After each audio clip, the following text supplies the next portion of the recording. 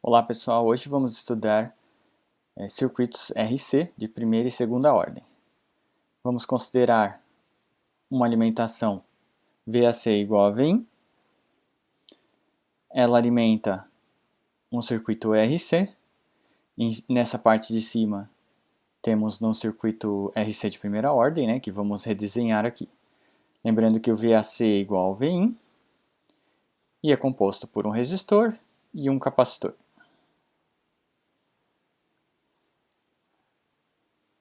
Vamos desenhar o terra e a saída é igual a Vout, que é igual a VC. Certo? Agora podemos escrever um conjunto de equações de forma que a gente consiga calcular os polos destes dois circuitos da figura 1, né, o de primeira e segunda ordem. Bom, a gente sabe que Vin é igual a VR mais VC, ou seja, tensão no resistor mais a tensão no capacitor.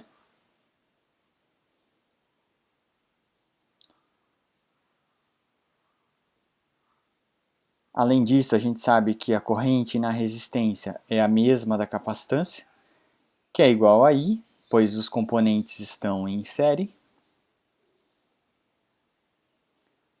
E além disso, a gente sabe que VC é igual a Vout. Bom, a gente tem essas duas equações e a gente quer encontrar uma relação entre entrada e saída. Né? Ou seja, determinar a função de transferência, h de S, que é igual a Vout em S, né, Laplace, dividido por Vin. Bom, além dessas duas equações, a gente tem as relações dos bipolos. VR, a tensão no resistor, é igual a RI, e VC vai ser igual a I sobre SC, pois, né, a tensão do capacitor é a integral da corrente, e a integral em Laplace é 1 sobre S. Para facilitar a nossa vida, vamos usar o divisor de tensão, né, para não ter que resolver todo esse conjunto de equações. Com o divisor de tensão fica muito mais simples. No caso, a relação do divisor de tensão é a seguinte, vai ser a impedância do capacitor, em Laplace, certo? Dividido pela impedância do resistor, mais a impedância do capacitor. Né? A impedância total, que é a série de dois elementos. Agora a gente precisa definir quem são essas impedâncias, certo? ZC, né? A impedância do capacitor, é a tensão no capacitor dividido pela corrente, que vai ser simplesmente 1 sobre SC. E a impedância do resistor é simplesmente R, a própria resistência.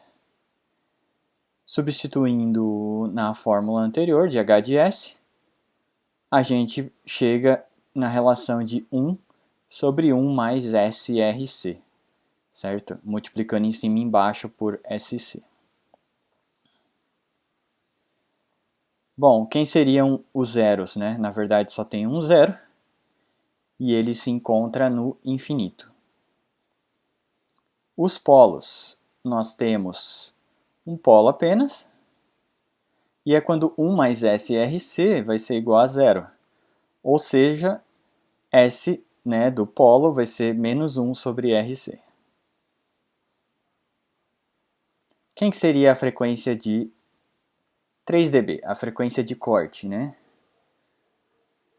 Bom, ela é a própria frequência do polo, né? Mas a gente pode fazer a substituição S igual a J ômega. Além disso, a gente pode substituir, né, S igual a J ômega em H de S. E para ômega igual a frequência correspondente, né, de 3 dB, de queda de 3 dB, ou a frequência de corte, o módulo é 1 sobre raiz de 2, certo? E a gente também tem uma relação entre a frequência angular e a frequência em si, né? 1 sobre segundo. Continuando, H de J ômega vai ser igual a 1 mais J ômega RC, substituindo S igual a J ômega na equação anterior que nós encontramos.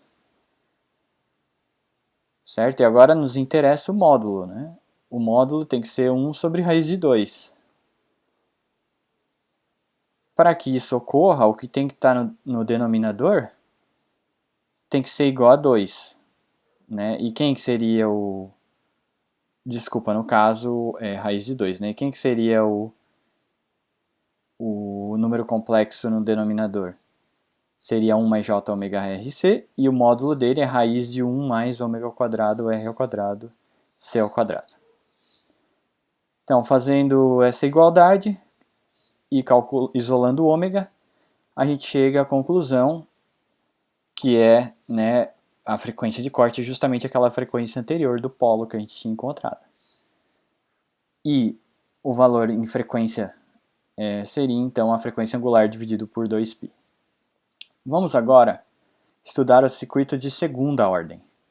A entrada continua a mesma, mas a gente tem 2 resistores e 2 capacitores, né? Essa primeira parte é igual ao circuito anterior, e a gente tem agora um outro R e um outro C, certo? É um circuito de segunda ordem. Desenhar o terra, e a saída está no segundo capacitor. Como tem 2 capacitores, né, apenas para a gente identificar quem que é o VC, a gente vai dar números aos resistores e aos capacitores, mas a ideia é que R1 seja igual a R2 igual a R, e C1 igual a C2 igual a C. Logo, né, a gente está falando ali de VC2, que é o Vout. O fato de ser VC2 não importa em si, importa definir aonde que é a saída ali, né, que é no segundo capacitor. A gente vai de novo, nem vou escrever as equações de tensão e corrente do circuito e as relações do bipolo, a gente vai diretamente fazer o divisor de tensão. Só que nesse caso é melhor definir ali uma tensão intermediária, Vx, que era equivalente à saída daquele primeiro circuito, né? E a gente vai fazer em 2 etapas, né? H de S é igual a Vout por Vin, mas a gente pode escrever Vout, no caso, desculpa, Vx por Vin e Vout por Vx. Vx corta e a gente retoma aquela relação anterior de Vout por Vin. Então, a primeira etapa é pegar a parte de saída, Vout em função de Vx, e aí a gente de novo vai usar o divisor de tensão. E se a gente prestar bem atenção, a tensão em Vx em relação ao Vout é simplesmente uma relação, é o que cai em C2 com série de 2 elementos, é a mesma equação de antes. Zc sobre Zr mais Zc, ou seja, 1 dividido por 1 mais SRC. Esse é exatamente o equacionamento do circuito anterior de primeira ordem, mas a gente só está relacionando a tensão intermediária, né? Não a tensão de entrada com a saída ainda. Vx por Vin agora já é mais difícil. A gente tem novamente um divisor de tensão, tem uma impedância que eu estou chamando de paralela, dividido pela série, né, de uma resistência mais esse paralelo. Quem que é esse paralelo? Esse paralelo é uma capacitância em paralelo com série de resistência mais capacitância. Né? No circuito, seria C1 e a série de R2C2. Essa seria o Z paralelo que eu defini ali. Né? Agora a gente tem que calcular quem seria. O ZC é simplesmente 1 sobre SC, e ZR mais ZC é R mais 1 sobre SC.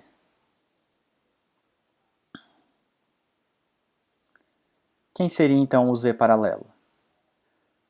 Bom, retomando, né? Ele vai ser 1 SC, R mais 1 SC, e R mais 1 SC mais 1 SC, ou seja, um resistor mais a soma de 2 capacitores no denominador. Substituindo, né, a gente vai ficar com SC, 1 sobre SC, né, e a gente multiplica por SC tanto em cima quanto embaixo e chegamos na expressão ali para o Z paralelo. Então, ela não pode ser simplificada porque é SRC mais 1 em cima e SRC mais 2 embaixo. Retomando, então, Vx por Vin, né, vai ser o Z paralelo sobre ZR mais Z paralela. E o Z paralelo a gente acabou de definir, né? 1 sobre SC, SRC mais 1 dividido por SRC mais 2. A gente precisa substituir isso no numerador. E no denominador a gente precisa somar com R, né? Então no denominador é R mais a expressão do Z paralelo.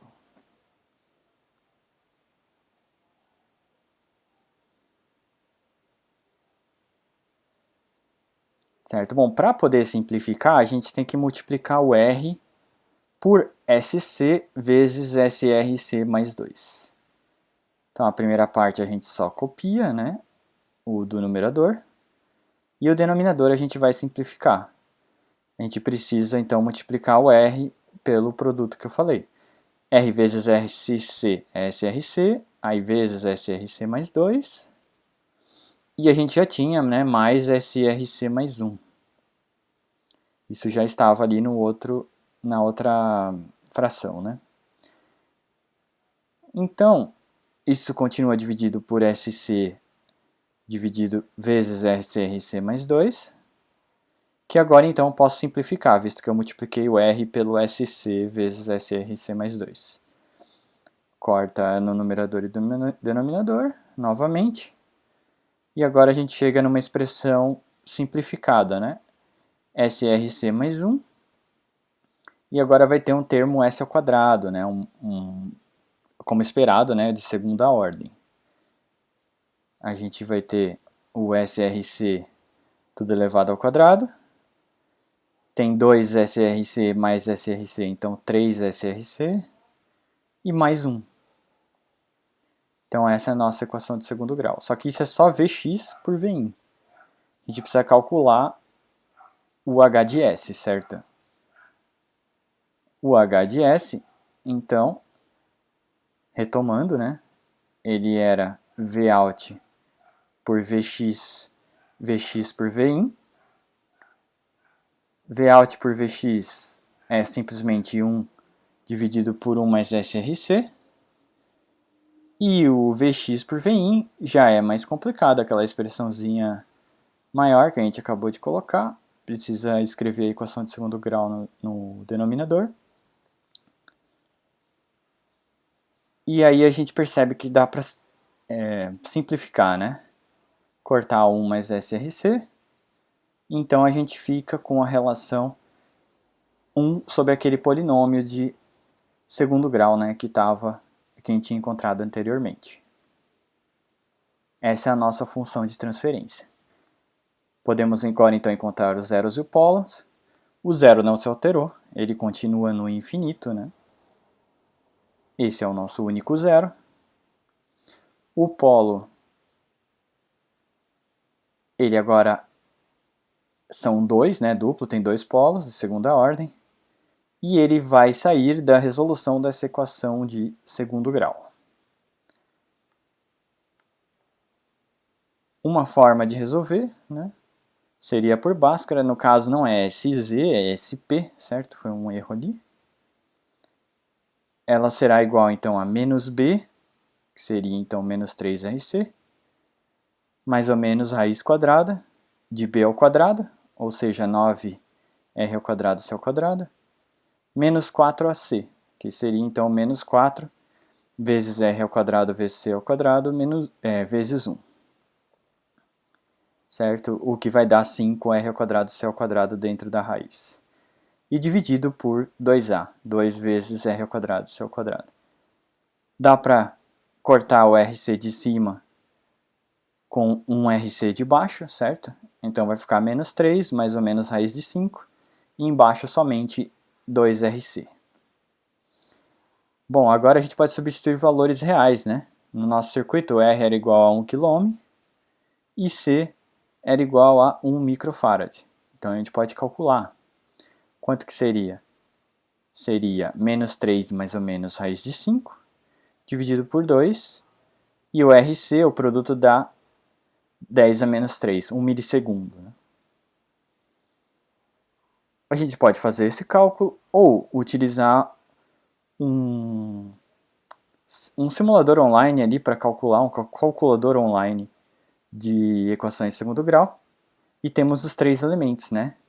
A, que é 10 a menos 6, B, que é 3 vezes 10 a menos 3, e C é 1, né? Basta conferir ali os elementos da equação de segundo grau. Resolvendo, a gente chega à conclusão que A é igual a menos 382, né? Aproximadamente. Ah não, desculpa, o polo. Que seria o zero do polinômio de segundo grau. Então, aproximadamente é isso, radianos por segundo. E em frequência de 3 dB, vai dar 382 dividido por 2π, que vai ser igual a aproximadamente 60,8 Hz. Né? Então, no de segunda ordem, se a gente substituir valores, chegamos a 60,8 Hz. E deve ser lembrado que também, pelo fato de ser de segunda ordem, ele vai cair em menos 40 dB por década. Já o de primeira ordem, né, substituindo os valores, RC é 1 milissegundo, a gente chega em 10 ao cubo. E calculando agora o novo valor da frequência de corte para o de primeira ordem, a gente vai ter uma frequência maior, né, ou seja, essa frequência é quase 3 vezes maior, e ele vai cair com menos 20 dB por década, né, ou seja, a frequência de corte inferior é mais alta, e a queda é menos acentuada aqui no de segunda ordem.